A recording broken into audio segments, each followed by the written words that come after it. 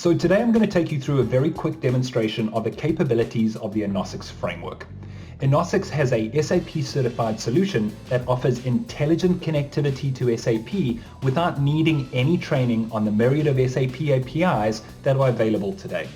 Our solution takes out the complexity of SAP specific APIs and allows developers to be more productive by allowing them to concentrate on application design, functionality, and user experience versus the complex integration that can take a surprisingly large portion of your overall development. So today I'm going to show you how .NET developers leveraging the Xamarin Framework can build native mobile applications that connect to SAP without needing to know anything about SAP backends or APIs. I've started a solution here that has the user interface elements developed, but none of the connectivity to SAP has been coded. I'm going to take the opportunity in this video to walk you through each of those individual steps.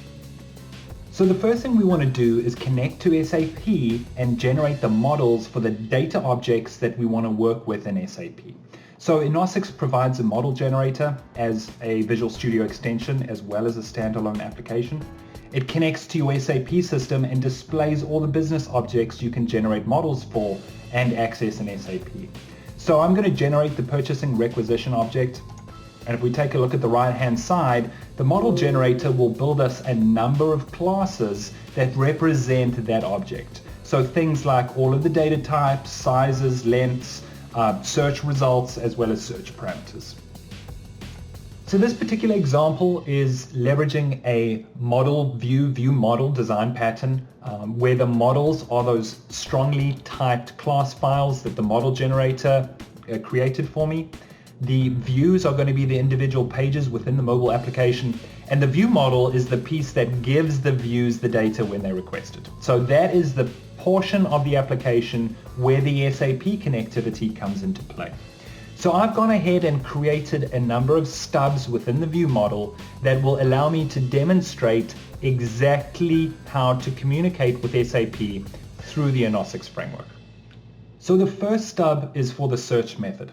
This is going to get executed when the mobile user types something into the search box and hits the search button.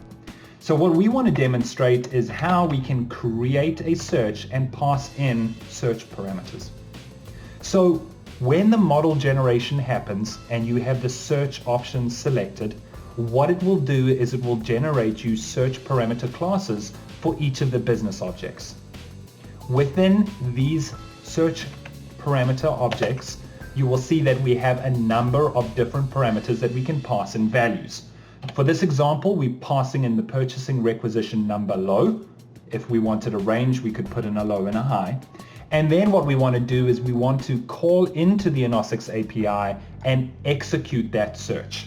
So you may be asking what that context variable is. That is your connection to SAP. That can be generated as a result of the server address, the username, and the password.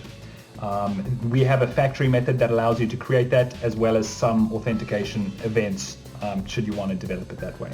But pretty much it'll give you access to online or offline. It'll give you access to each of the objects you've generated models for and allows you to perform operations. So here we're going to perform the execute on the search method, which will bring back a collection of purchase requisitions. So the second stub is when the user selects one of those search results and wants to go into the detail page. Another code snippet. This selected item is the item that they selected. It came back from that search execution. And what we do is we go into the same context variable and we call the get with lock. This is going to get the full details of the record as well as place a lock on it in SAP so nobody else can change that data until this user has canceled their edit or they've committed their change. So the third snippet is where the data gets saved back to SAP.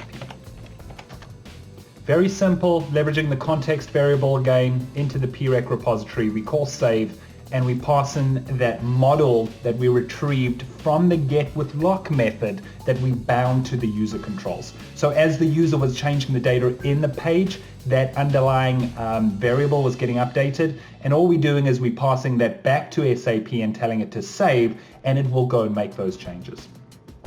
The final piece is to unlock that record. Very simple. We go through the repository again and we call the unlock method. So now that we've finished the coding, we can run the application to look at the end result.